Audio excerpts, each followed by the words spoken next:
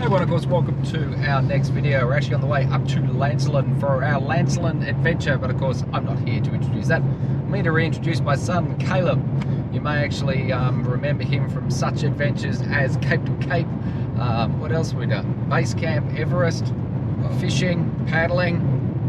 I think the list goes on. Yeah, correct. The list goes on, and he's actually 17 now. He was 13 in the very first video. And today's video is not only about keeping us occupied as we drive, but also about launching what our next adventure is, as in father and son is going to be.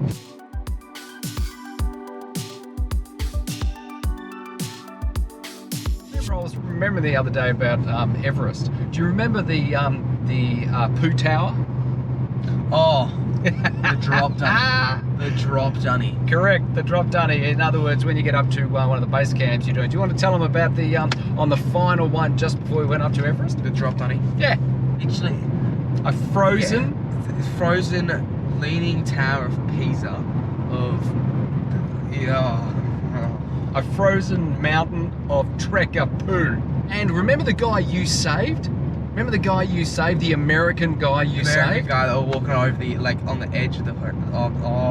We're walking on day 3 and we're walking up some of the strides and we were walking around the edge. Now the guy had his headphones on. And the yak was coming dead. And the yak was coming for him with his horns, and you had to butt the yak out of the way because the horns were going directly for this American tourist who wasn't looking up, and the horns were literally about to skewer him on the side of the mountain. I don't know what he was. That's it. I don't know what he was doing. I've got no. First off, look around you. You're going towards base camp. You're in a place you won't go. Going to base camp with headphones on. Seriously. You got headphones in where there's literally. We were getting told by our guide about birds, everything like that. Yep. This man's got his big little, or not, I don't think it was the big head, I think they're the little earbud ones. Yep. He's got his earbuds in, walking up a mountain with, if you look down at the side, it was just a literal drop. Oh. Straight down. Sorry to interrupt 2 seconds. Look at this bushfire. As you were saying, sorry about the American tourist that nearly died. We were looking around and having a walk. Yep, sorry, go on. So he's got these headphones in, and he's not just listening to music, he's listening to music and looking dead straight at the floor, which I get, because on the final 2 days we didn't want to fall down the mountain. I get it, looking at the floor, I get it. And literally, you have to understand, Kaleb saved this tourist by butting the yak in the head to push its head past him. In other words, we were told whenever you're actually on the mountain, always have your back to the mountain. Don't go on the outside and let the yak be closest, because the yak will then literally just push you off the mountain. And literally, Kaleb had his back. He butted the yak slightly in the head to move it. I'm talking this far away from the American tourist from being skewered. Literally skewered. And man, and he was 13 at the time, saving a life at 13. I was smaller than the yak. I was about the size of the yak's head. Yeah. Their horns are they're not small, they're massive horns. Do you remember when we arrived at base camp? Oh, okay. One thing I do regret is not recording more up there. Yes. But I was done. I was roasted. I couldn't breathe. Nope. Couldn't get any oxygen in me. Nope. Had thousands of people just looking at me going, what's this kid doing? I was bright red with this little thing around me. Vlogging at base camp with the temp. So just so you know, he was 13 at the time. Our YouTube channel had literally just started. We were still learning a lot about vlogging, how to do it. He had his own camera, and we were literally in base camp with all the climbers around. But it was, we only spent, how long did we spend at base camp? 10 minutes? 11 minutes? 10, 12 minutes, yeah, something like that. So just loosened. We're just, oh no, that's the, so we... Oh, no, kayak. Slid to the side. You slid to the side? Yeah, right. slid completely. Alright, well, Kaleb's about to tear his feet up on some red 2 dirt. seconds. Oh. Reattached. All done. Thank you, Kaleb. Ow. Alright, take 2. I've swum with sharks before. I swum with them in...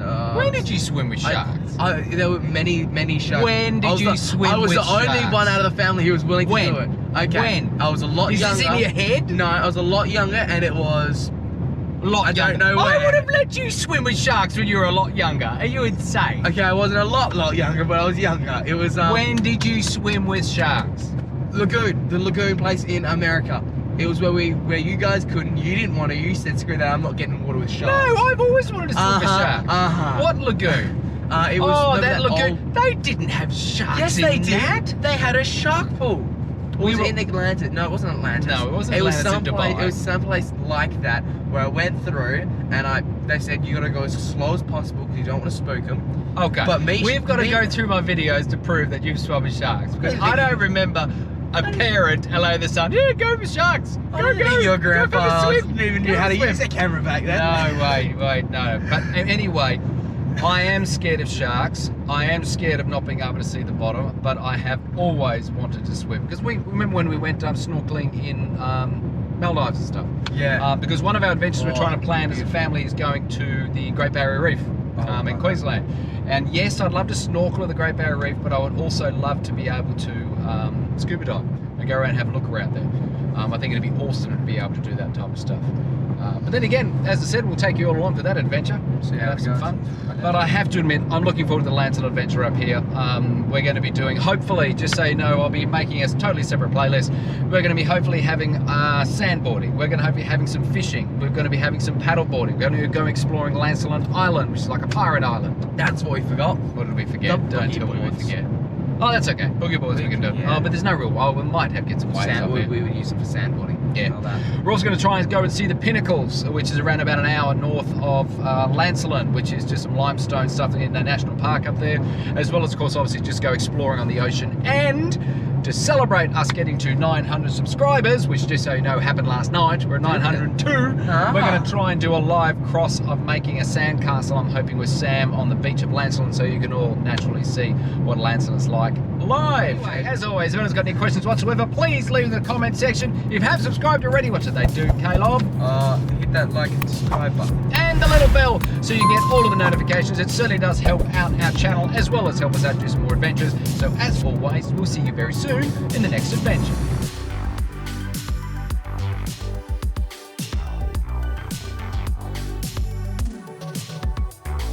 We've arrived. The Wave House.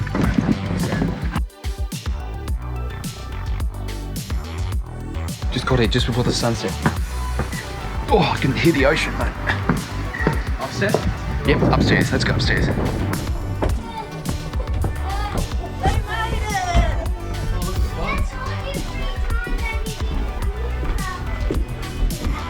Yeah, we're here now.